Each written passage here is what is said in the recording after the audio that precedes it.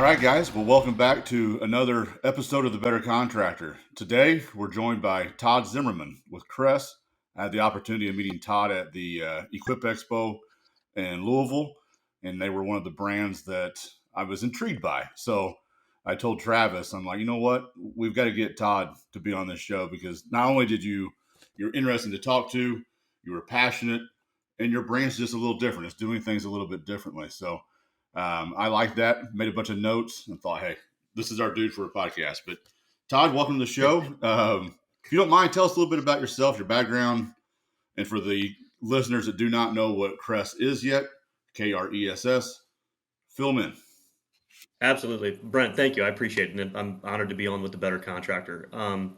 And appreciate the opportunity just to have a conversation about what's going on in the industry with cordless. So, a little bit about me. I've been in the cordless industry since 1996, started with a few other companies, but have always been around battery development, product and technology development through those companies.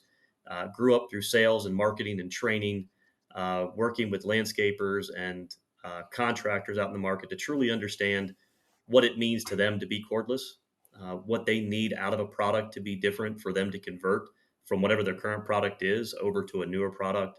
So I've really found kind of the product piece of it is where I found my passion, I guess is a better way to say it, right? I love the fact to be able to talk to someone like yourself or landscapers or dealers that we meet at Equip to truly understand what their concerns are and how a new solution may be able to help those concerns, right? So again, been in the industry for quite a while, and in 2019 ended up joining Positech, and right when I joined Positech, we started the development of this Crest commercial product that you guys are seeing over the past few years. Right, we launched it to the world at Equip in 2022, followed up in 2023 with another launch of 23 new items, 3 new batteries, more accessories coming to market to really help those contractors, the commercial contractors, really have a true reason to change from gas to cordless, right? And the biggest thing, and what I hope everybody knows from Crest right now, is truly what the product delivers, but not only the product, but what the battery technology delivers. And that's really where Crest is different from everybody else, right? We refer to them as our cyber pack battery, and we also refer to our charging aspect called a cyber tank. So we call it our 8-minute cyber system. Our battery technology allows professional landscapers to be able to charge a battery in 12 minutes. If it's not fast enough for you, you can charge it in 8 minutes on flash charge, right? So just pause and think about that, right? By the time somebody drinks an 8-ounce soda or a cup of coffee, the battery would be charged and they're ready to go. So now with that, we have a portable charging solution we refer to as a cyber tank, right? So the cyber tank is stationary. It mounts onto your trailer. It travels with you wherever you go. And that's what gives you the DC to DC charge capability. So when you're out, you can limit the number of batteries that you're investing in up front to, so instead of having 35 batteries, I now need 4 as a 2-man crew, right? To get through the day, because I have the ability to charge on the trailer. So, for professional landscapers out there, it's literally buying your fuel up front because the warranty that comes with it is 6 years on the battery. It's 6 years or 3,000 life cycles. So you're literally buying your gas, your fuel costs today, which is going to go up over the next 6 years. You're buying your fuel costs today when you change. So you're automatically going to start saving money over that period because the battery is just that different. That technology is just that different. Yeah, that's what impressed me at the show, and that was one of the main notes I had was that cyber tank and that charge time because that kind of revolutionizes it completely. It It makes it does. an appealing technology to bring on. It is, right? And as we started this off, if Crest didn't bring a technology that was different, and we launched with a normal lithium-ion battery, which we do have, right? We have a 60-volt prosumer brand, which is fantastic. But that prosumer brand, right, for someone like myself that does his own landscaping at his home, right? That's perfect for me. But for professional contractors, it's not going to hold up to what they need. It's not delivering the promise of the power of gas to be able to convert, right? And that's where that commercial battery came in. And that technology is what really allows us to be different in the industry. So, like we started as a company, we started working on that battery, gracious, almost 12 years ago now, right? With a company, not a company, excuse me, a university out of Canada, right? The chemists there, and we've worked with them for quite a while with the whole concept of we need a battery. And quite honestly, this isn't earth shattering news. Anybody that's developing a cell right now is trying to do three things. They're trying to get more power out of it, they're trying to get longer life cycles out of it, and they're trying to keep the temperature cool, which allows you to do a lot of different things. If you do that, you also get faster charging, right, without damaging the cell. So we've worked with these chemists, and we've said it out loud before. This is a lithium ion based battery, but the other chemicals in it lower the resistance of that cell. When you lower the resistance, you lower the heat. When you lower the heat, you can get more power. It can accept energy faster, so you can charge it faster, and you can also have a longer life cycle out of it. So that's what we brought to market, was something to change the game. And then once we had that battery, it was even better from a product standpoint, right? That's where you get excited. When you have somebody that says, okay, you have a battery pack that can give you more power than where you are today, and you can utilize 100% of that power out of that cell, right? Go design a product that can handle that power. Well, then you get excited. Like I get goosebumps just thinking about it, right? At that point, we were able to go and we benchmarked and took the best selling gas product in each of the categories, a 30cc string trimmer, and said, go give us a product R&D team, R&D engineering team that matches the performance of that gas product. Not as good as, not like gas, but is gas. So everything from our 35 Newton backpack blower to our string trimmer to our edger is simply a gas product that's powered by our battery pack. We just removed the fuel tank and replaced it with a battery. Okay, that's cool. One question I do have. So our business, Lander Corp, is more of a forestry. I don't want to say logging, but heavy tree removal. So Yes, sir. we'll use a lot of the larger steel or Husqvarna. I call them the commercial grade or the professional grade. Does Crest Yeah. have stuff like that for like the more extreme users? Yeah, so it's always a good question. We can't get new product fast enough, quite honestly, and that's a good problem to have. But what we are doing, right, to take a step back, we do have a new top handle chainsaw that'll be launching in July, August of this year. I think it's August of this year. The KC320, right? So it's going to run off of our new 4 amp hour nano pack battery. So we simply have developed a new battery that is the same weight as a 2.5 amp hour lithium ion battery. So it's roughly about 3 pounds, maybe a little over 3 pounds, with a new top handle chainsaw. We've got that chainsaw out. Uh, Actually, it's over in California with a couple landscapers using it to give us some feedback to make sure that we're right on the right path before we get into tooling. And so far, it's been phenomenal, right? The feedback's been great. We do have a chainsaw today, the KC300, that can be used for felling trees. Now, what we don't have currently is a chainsaw that has, a 36-inch bar on it, right? So we are working in the roadmap to get up to that higher CC level. So I'd say our current chainsaw is probably in that 50-ish, 55-ish CC level, but we're working and have plans because you got to take into account the motor technology and gearing and everything when you get into the 65 or 75 cc level to get to those bigger bars and chains, Yeah. right? You also need to have the right battery technology because we know when you get into those bigger bars, you're not making a ton of cuts with it, but you do need to make sure that battery technology is going to get you through at least one or two cuts, Yeah. Yeah. right? Okay. No, I was just curious. Travis, you haven't asked a question yet, and I know you have some. To see the evolution that's come so much as far as power, and there's always been the trade-off of size of the battery and the power and longevity and how fast you can charge, and it's just this constant balancing act of, Hmm. and then cost too. Where do you, for the evolution that you've seen over the last couple of years, cost is always a challenge, or has been historically, in that they can potentially see the upfront cost of the batteries, and I've seen the battery. powered stuff come down quite a bit, even over the last like 6, 7 months as the innovation and the technology evolves. Where are we at as far as ROI over time for people investing in the battery powered technologies and then being able to show ROI within the first year, 2 years, 3 years? And I get that fuel is going to play a factor in that. As gas prices Yeah. go up, it's easier to show that ROI, but that's constantly something that's in the back of people's mind, and especially if they have a leg, if they haven't really looked at some of the newer stuff coming out, some of the evolution in it, they've got this legacy mindset. Well, that's just really expensive. Yeah, I'll wait a couple of years. So where are we at on that as far as ROI and price to get into the battery powered stuff, and then being able to turn a profit with it?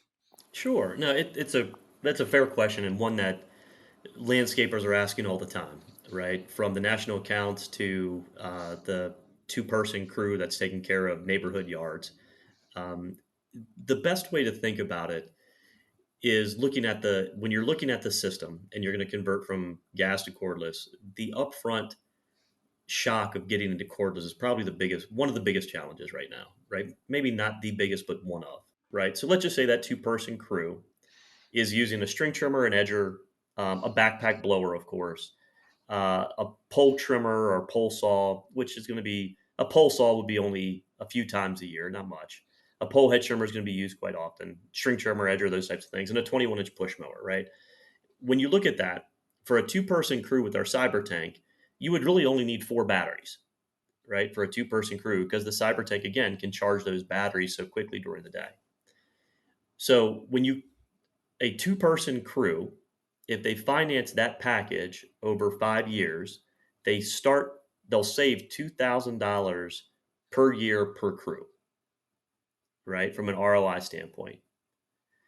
Now, the reason for that is because with the technology, you don't have to buy as many batteries up front.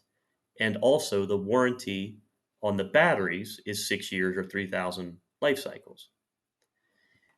Now, again, if we were to do that from a lithium ion standpoint, right? If we were to say, hey, Mr. Landscaper, we've got a lithium ion solution for you. If you use those same products, at minimum, you're going to need anywhere between 25 and 30 lithium ion batteries to get through a single day. And a lithium ion battery typically only has a life of about 300 cycles, 300 to 350 cycles.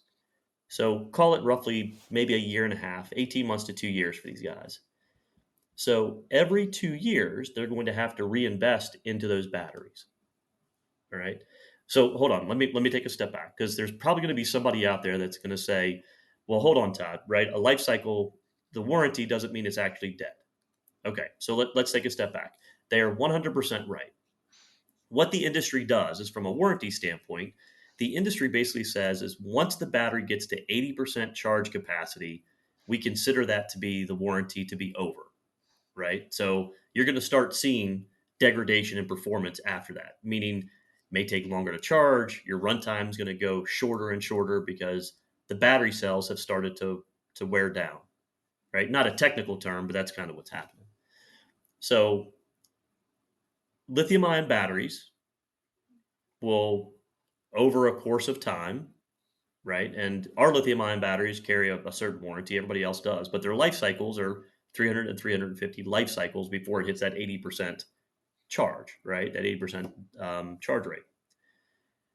So with our CyberPack batteries, it's the same thing, right? We have 3,000 life cycles, 6-year warranty, or 3,000 life cycles, but our 3,000 life cycles are based at 80% discharge rate when you charge it in 8 minutes.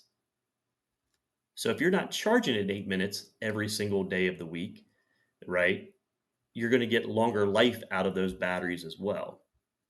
So when I say life cycles and hey, every 2 years you're going to have to replace those batteries, or every 18 months, I mean, after 18 months, you're going to get shorter runtime because that cell's not performing at its peak capacity like it was when you first bought it. Okay. So that's where the ROI starts to really come in, because you're buying your fuel now and you no longer have to buy it for another 6 years. With a standard lithium ion battery, again, we make it ourselves. But if I went to a contractor and said, hey, In 2 years, you're going to have, if you want the same runtime performance as you have when you first buy it, in about 18 months, you're going to have to buy another battery, right? And you're going to have to buy that many batteries over and over again. So I'd ended up buying electric, so it's a competitor. I won't mention their name to Chris, but for push mower and for a couple other things and swappable batteries. That really was so. One is it was about an hour. It's not very extreme use, but I run an entire battery down in about an hour doing the push mower. But that was one of the things that I really appreciated or liked. It was not having to store gas and Yeah. fuel Yeah, canisters and absolutely. just not having to mess with that stuff. It was awesome. Yeah, there's a Yep. few advantages. I was thinking in my head, so you have the ROI, but then you also have what Travis is talking about, where I'm thinking like if I'm doing my yard here and there's a house right next door and another one across the street, it's a lot nicer to not have all of the noise that's Oh, associated with yeah. all the gas equipment. Because there is a crew here Yep. locally that uses mostly electric, and it's really quiet. So you have that Yeah. aspect for the homeowner and the neighbor, which is a benefit. But then the other one too. So Atlanta Corp, we're super safety conscious in our industry, but you also have the hearing protection and the risk from all of that noise. So if you have an employee that's been doing this for years, you guys have both run a traditional chainsaw weed eater. If you do that for hours a day, you feel it in your ear if you do not have ear protection in. So that's also Yeah. another nice Sure. little benefit for the Crest type products is you're reducing that risk or annoyance to the customer as well. Yeah. The part that we're starting to hear more and more from the larger landscapers to the individual guys is the strong benefit of cordless is it lowers the noise, right? So it's honestly like you and I are having a conversation is the noise level that you're hearing. Like it's roughly around 65 decibels is our backpack battery or not battery, excuse me, our backpack blower, right? As compared to a gas blower, which is somewhere between 85-ish, 80 to 85-ish decibels. So when you're using our backpack blower, a cordless backpack blower, you're able to have a conversation without yelling at each other. The other part is you're also reducing vibration, right? Versus a gas product. So not only are you the benefit of reducing the noise, right? So your ears aren't ringing at the end of the day, but you're also not feeling that vibration of that uh, gas combustible engine, right? Just think about sitting in your car. When it's idle, you're sitting at a stoplight. You can feel the vibration in it. Well, somebody got a backpack blower on their back all day long. They're feeling that vibration. If they're using a gas string trimmer, they're feeling that vibration, right? So it's not only a health benefit to reduce the noise, but it's also a health benefit just from using the product overall to reduce wear and tear on your joints and bones and muscles. The entire reason why I ended up getting the electric to start with was noise. Is I'm usually up pretty early in the morning, and I wanted to be able to mow during that time. And Yeah. it's still kind of dark out. And I was like, there's no way I'm doing this with the traditional gas. And I was even kind of nervous when I got it and ran it for the first couple times, talked to the neighbor, like, no, we didn't hear anything. So that was definitely that was the motivating factor. But, this was actually a conversation that we had with a couple crews at one of the expos. That had moved to, and I think specifically chainsaws that had moved to electric powered equipment and running some of their operation was they were talking about one safety and communication was changing, and that was Hmm. something that they weren't anticipating. In that, typically the audible noise of a gas powered chainsaw is the indicator that something's going on, and people typically stayed out of the area. And one of the challenges they initially ran into was it was quiet enough that people were walking into maybe danger areas or safety hazards because they didn't Oh, realize that something was going on and that they had to change the way they communicated with each other on their cruise. There's just interesting how unintended consequences or things how they'll manifest in that regard. But yeah, noise and safety, and I think it's pretty apparent one. Did But they set up yeah. like a drop zone cones or something like that? Maybe just to kind of they keep weren't people so out. they did. I mean, it's been a few months. Yeah. I don't recall that being part of the solution, but I can't imagine that wouldn't be. I think they were just more audible communication with each other, looking around, Yeah. hollering at each other, Yeah.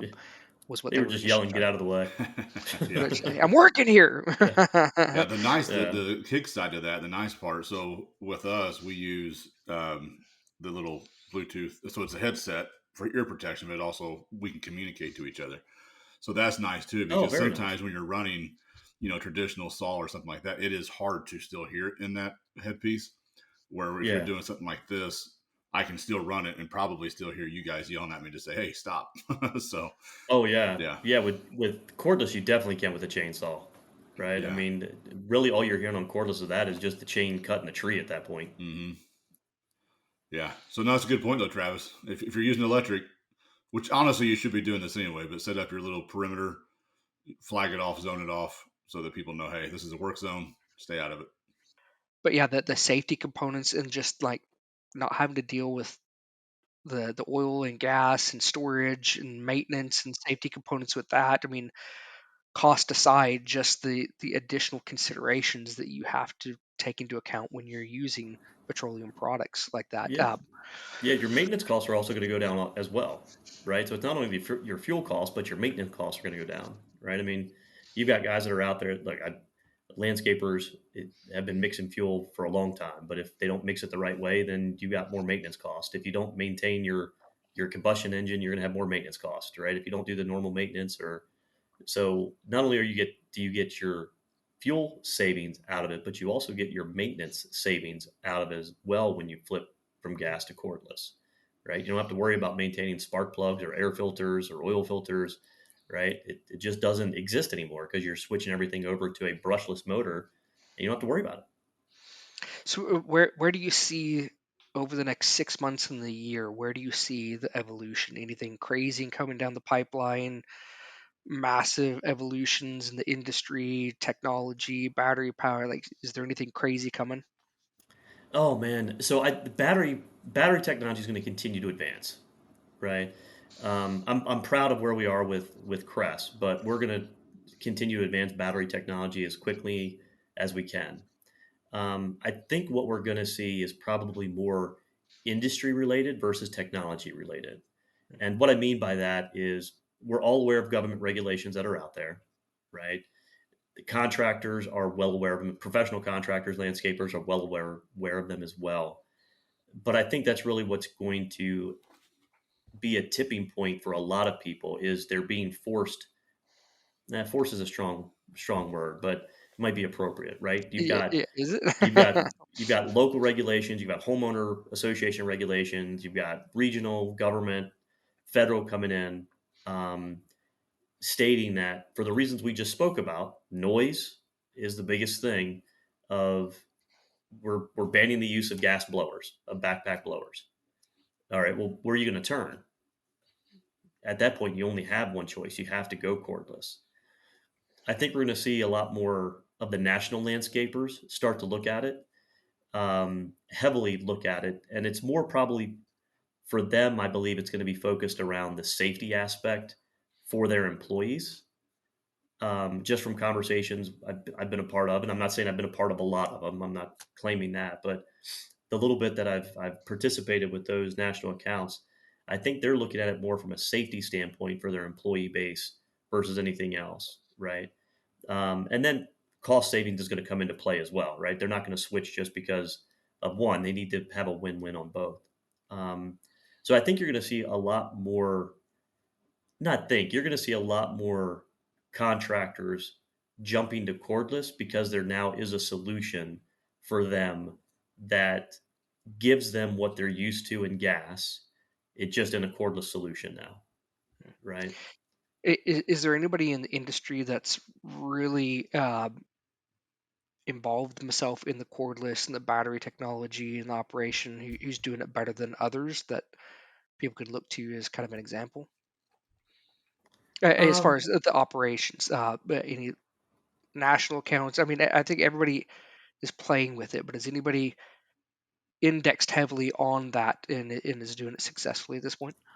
yeah, so there's quite a few landscapers. Like from a national account standpoint, I'd say Stay Green is probably one that's pushing quickly. and they've got locations all the way from the Carolinas down through Florida. And they're doing a great job with it. There's quite a few over on the West Coast that are in the process of making the conversion. They're getting into the trials and making sure that the efficiencies of converting from gas to cordless are there. Right, they're not spending any more time on a project or a property, which they're not. Making sure the user is ultimately the guy that's using it, the person that's using the product is happy with the results, and then 99% of the time they are. Right. One of the things that Crest is doing a little bit differently in the industry than most people, well, than anybody right now, is we're running from a dealer standpoint. We're working with our dealers for a 10-day free trial. Right. So if you are a commercial landscaper and you want to switch to cordless, we are offering a 10-day free trial. Now, here's what we're asking though, right? We want it to have at least 2 crews. We want one crew to continue using gas as your benchmark. And the other crew, we're going to completely take all of your handheld product, all your gas product off your trailer and replace it with Crest cordless, right? With the batteries and the cyber tank, and have you use it for 10 days. You've got one control crew, so you know exactly how much fuel you've used during that same 10-day period and how much electricity you've used in that same 10-day period to really get to a point where you're comfortable with your own ROI calculation to know that it's really going to save you money. Right? There's not too many other companies in the industry that are offering a 10-day free trial. But again, we also know we've got to put our money where our mouth is. We are confident that when you use our cordless product, and we're confident after you use it, you will convert because it will save you money. But we want to take that fear of change away from somebody to know that they can use it and they're going to get the same look, feel, power, performance that they have today with gas. Again, we're just powering it by a battery. So I got 2 questions. How many 10-day consecutive trials can one sign up for? And then if a 2 crew minimum, if I employ my wife, can that count as 1 crew and we use a second crew? I'm not sure. I think we're focusing more on professional landscapers versus individuals on that one. I've been getting really good at my yard. Like I'm I can I'm maybe imagine. near I can professional. imagine. No, No, I love that. That gives an easy way for somebody to come who's maybe apprehensive or doesn't know where to start. That gives an easy way for them to start testing, and they can at absolutely. least dispel fact from fiction. This works for me.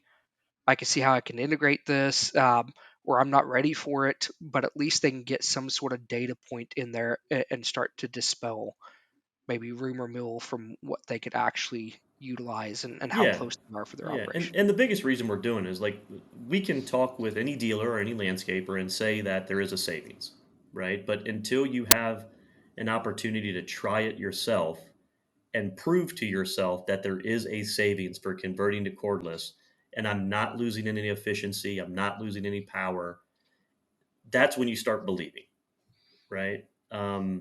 It- to say it is one thing, to actually be able to do it is a completely different piece of it. Mm.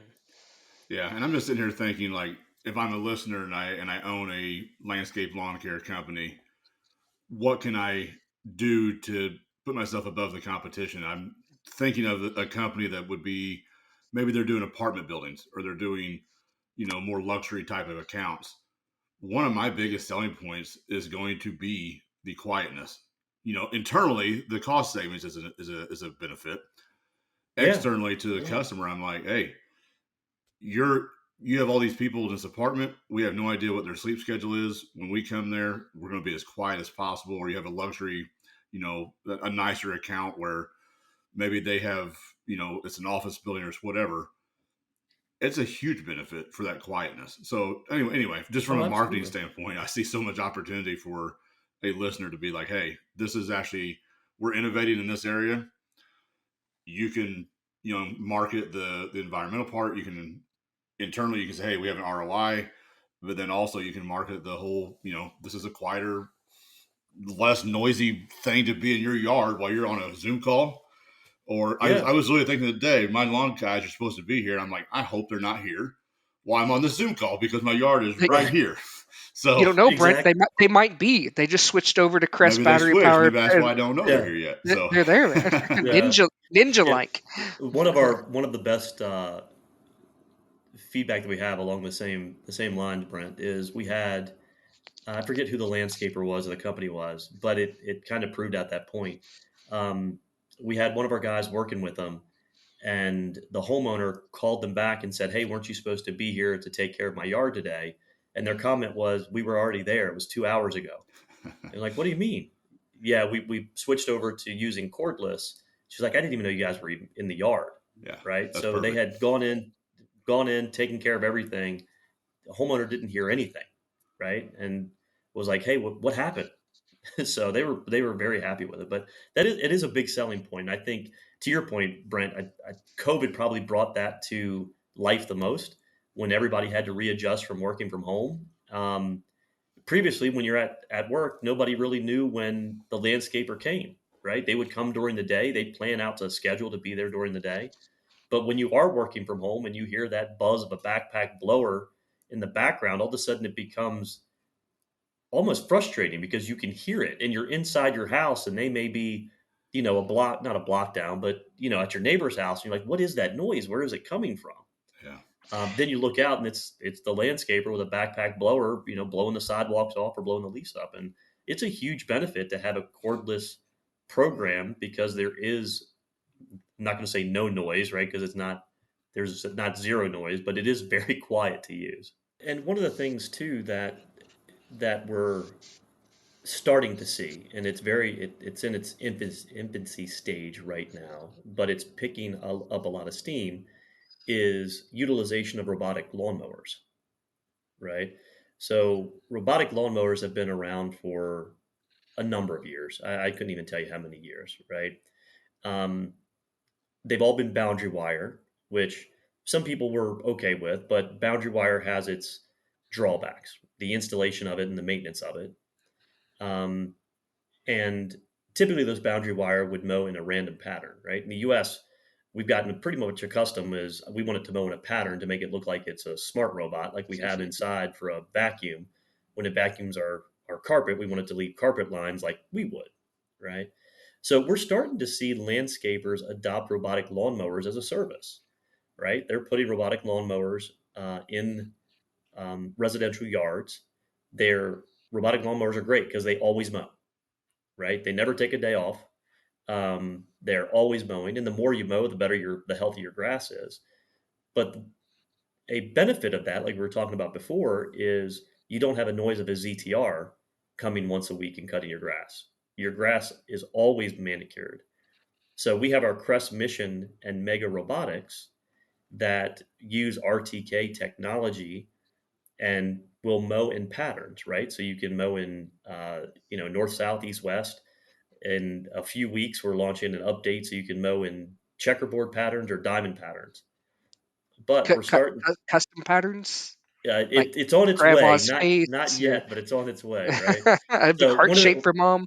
yeah, actually one of the feedback we got in Europe, which Europe's way ahead of the U.S. as far as adoption of robotic lawnmowers, right? That robotic lawnmowers almost have 16 to 17% market penetration of all lawnmowers in Europe. In the U.S., we're less than 1% right now, even if we might be less than half a percent. But with the technology that's coming out, with what Crest offers, is there's no more boundary wire, right? Installation is really simple, um, and you can mow in patterns, right? It's now a smart robot. So with Europe, what I was getting to with the team in Europe, what they found out from soccer fields, the football teams over there, the soccer teams, they wanted the ability to mow their logos into their soccer fields. So lo and behold, in the background, we're starting to work on that to have the ability. It's not there yet, but as firmware updates go, at some point I could see that yes, we're hoping that you'd be able to take the ability to load an image into your app and let the mower go mow Like, better contractor into somebody's like lawn. right? Like with all technologies, I think it's a double-edged sword. It's going to be really cool until the ex-girlfriend or boyfriend hacks into it and decides to design your yard. Oh, come on. Let's get the adoption of robotic lawnmowers up first before we tell people not to Oh, buy them, right? it's going to be amazing too. On the other Yeah. side, it's going to have some really cool patterns. Yeah, yeah. So we're starting to see golf courses, sports fields, parks and recs really start to entertain robotic lawnmowers. One, because they're always mowing, right? So they're saving gas or saving maintenance. But also, I mean, let's also talk about the real reason about it too is labor is becoming an issue, right? The availability of labor across states is a concern for professional landscapers, and if you're able to overcome that by confidence in a robotic lawnmower and what it can do, then all you're doing at that point is visiting that property and you're, string trimming, edging, and blowing. So your time on that property is gone down by a lot. So you have the ability to cover more properties or more yards in a single day if you have robotic lawnmowers working for you. So, from a commercial standpoint, what does that look like? Are they housing that mower at that property then, and it's mowing every morning, every day? Yeah, yeah. So we're working with a few golf courses right now to test them out, and also a couple in Florida, a couple parks and rec. So we have the units that they're using are the 233 and 236, so 6 acre and 9 acre units, and they will start mowing. So on a practice field, like if it's a sports field, you can only be on that field for a certain amount of time, right? Or a golf course, obviously you're not going to have it running when you've got the course open. So they're using it to mow the rough areas. Some are using it to mow fairways. We're not doing anything with greens, right? We do not have, nor does any robotic mower have the technology to do greens. That is a specialty, right? That is 100% a specialty.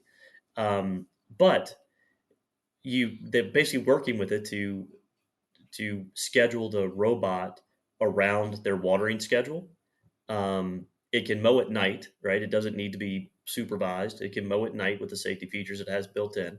So you basically are working around your watering schedule, and then when people are on that course or on that field.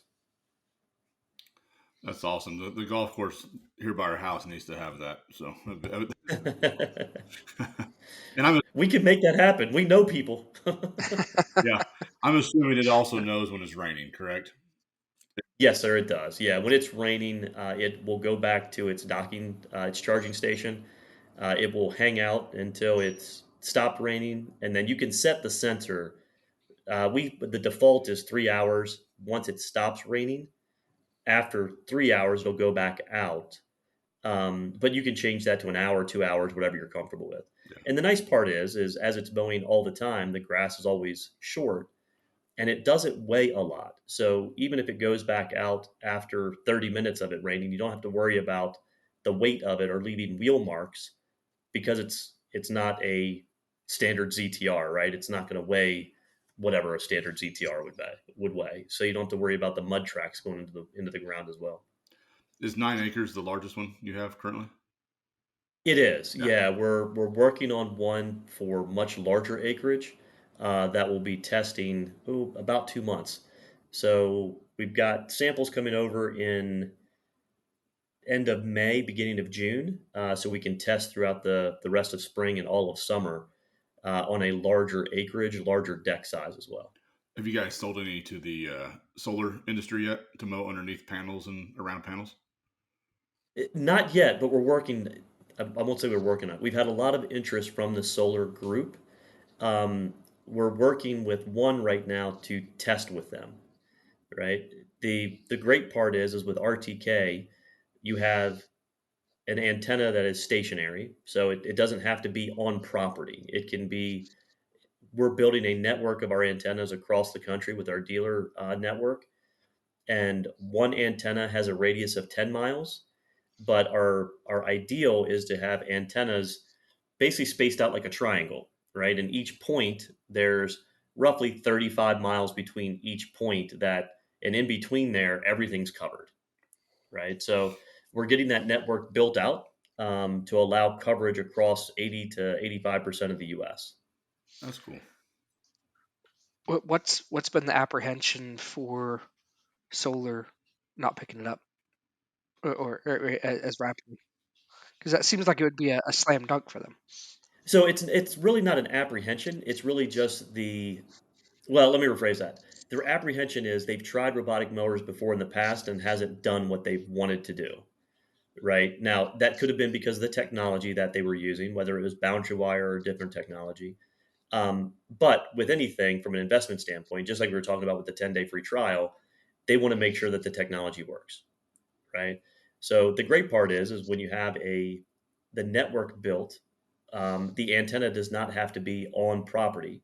Most antennas, if you have it next to a solar field, the solar flares actually get in the way of the signal. Just like the old DirecTV days when it was, 3 p.m. in the afternoon and the sun was brightest, you were going to get disruptions in your TV service because the solar flares were hitting it. So that antenna is remote, and that robot is working flawlessly in between there. But they just want to make sure and prove out the concept that it will be able to do what they need, right? It's also looking at the number of robots that they need based on having a larger acreage, right? We have a 9 acre unit, so it's really planning it out the right way to make sure we're efficiently covering that solar farm. Seems like this would be a good opportunity for a company to come in and provide that service for them, so they don't have to worry about it. Absolutely. We're Yeah. trying. If there's any companies out there, anybody Like, listening, hey, call Crest. We're more than willing to work with you. We're here for you. Yeah, yeah. The issue, Travis, is some of them are like there's one here near us. It's I think 700 acres, in size. So yeah, Yeah, it's a lot of mowers. that is. But I mean, it comes down to somebody's maintaining that, Yeah, right? Um, so, and some of the other things too, right? The reason they, again, not apprehension, but cautious maybe, when it rains underneath of the solar panels, you'll get those kind of mud rain gutters and stuff, right? So you just have to take the time to map it out correctly to make sure it's going to function every day that you want it to mow. So again, I think it's just cautious versus apprehension. Like anything, you want to make sure it's going to work out and prove out the right way. yeah. And Travis, some uh, places use goats, sheep. yeah, I mean, Yeah, it's hard to argue. I mean, it's just you probably write the land off double tax exempt for yeah, green energy and for agriculture. There you go. right. Solar farm and goat farm all wrapped up in one. So that there was a conversation that I had with somebody who they're doing commercial and residential. They went, so they're out on the West Coast. So they have like 3 or 4 large robotic mowers, and the way they're doing it is they're dropping it off on site. Their crews, their physical crews, are just doing detail work while those things mow the open areas. They take them over to the next site and they kind of do this leapfrogging thing throughout the day. And then at the end of the day, they'll drop those mowers off at the next day's properties and let them work for another hour or two past dusk, and gain that time back where their crews aren't having to waste that time the next day. Right. And so one of the things she was saying was those are too expensive to, because there's the, do I leave them at the property and just let them constantly maintain, or do I take them with? She said it was too cost prohibitive for the mowers that they were using to just sit them on a property. They just couldn't charge as much, so they had to take them from property to property. But then we also had somebody on the podcast who's doing the residential side, and they're doing much smaller robotics, and their entire model is to, it's a lease program essentially. They're going to leave them at the homes, and that's just going to constantly maintain, and they'll work out a schedule where the physical Yeah. staff comes out as the detail work. So st- still think it's that balancing act, depending on what your use case is, how you're going to do it, what you can charge, and it's going to be different between commercial and residential, and how much detail work, Yeah. balancing that out. But the best part of that statement, though, is you have the ability now to not only save gas and maintenance, but because of the labor concern, you have an option that gives you really good cutting performance without the concern of boundary wire, right? The installation of boundary wire or the maintenance of boundary wire. Um, and now it's becoming an option, right? Now you have a smart technology that will mow in patterns with easy installation and allows you to approach your business a different way. More on the philosophical side of this, and it actually goes to a question about maintenance. So every time we've seen an evolution where technology has displaced jobs, that's one concern that people have as these new technologies come in. And it's actually it might be a false concern too, in that these robotic mowers will then take jobs away from people who could mow, but in reality, it's actually filling a void because that's the labor shortage that most companies are dealing with, is they just That's a can't great find the point. people Yeah. to do, and so it's not actually displacing, it's filling a void or a gap that currently exists in the market. But Yeah. even that being, is every time that we've seen technology or things come in and disrupt industries, sometimes it does take jobs away, but it typically materializes in new jobs somewhere else. So Yeah. drones, robotics, you would now need to have somebody who understands the software, the robotic mowers, or the intricacies of handling that operation. That's a different skill set, a different labor pool. What is the maintenance and what is the skill set required to actually put this stuff into use in an operation? What's the learning curve? What type of skills do you need if you're going to deploy these out there? And is it drastically different skill sets and people you need? It may be slightly different, but it's really the technology of easy to install, or is it difficult, right? Um, the one thing that we're focused on is trying to make it as easy to install as you can, right? So obviously, no matter what you do, no matter what technology, you do need training on it, right? So from our standpoint, with the robotics that we have for Crest, you have a mapping cart that you use. You basically put your phone on, you connect the robot to the phone to the robot, and then you just basically walk your property to create your border and your keep out areas, right? Um, so the ability to do that isn't necessarily a different skill set, but you do need training on being able to do that piece of it. Now, as you get into larger robotics, right? We'll call them.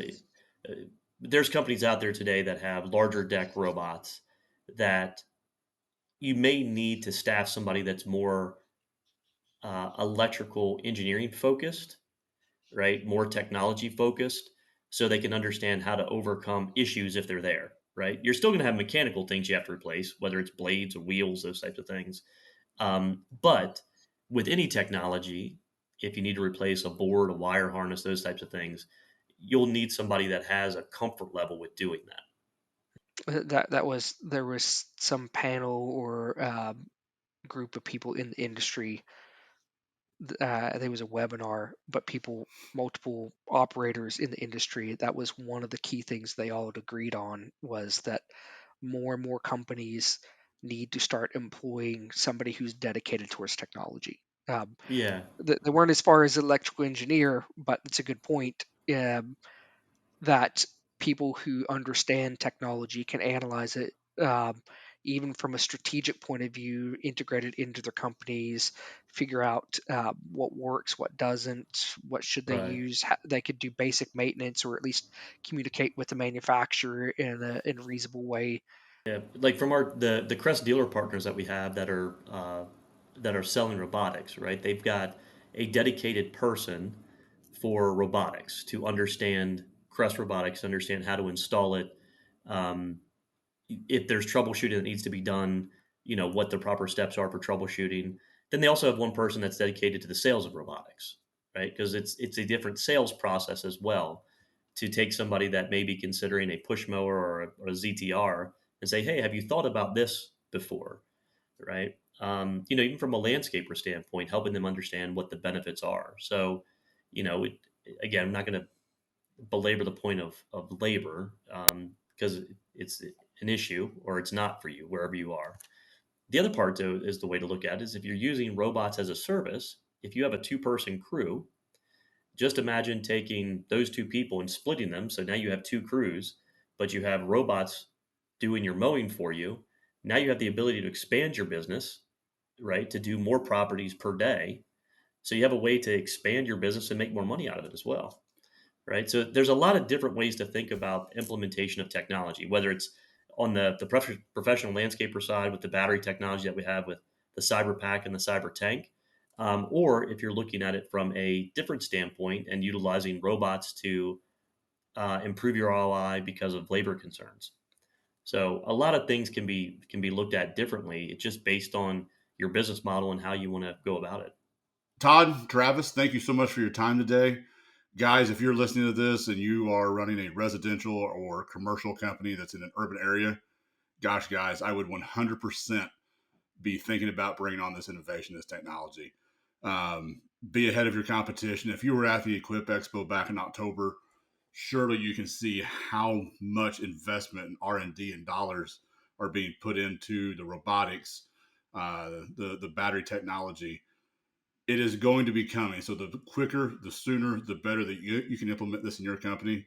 And like we said in the podcast, man, from a labor shortage standpoint, this is a viable solution to that problem. So think about it. If you guys are loving this podcast, please share it with others. If you don't like it, you can just turn it off. But anyway, Todd, Travis, thank you so much. Look forward to the next podcast. See you guys.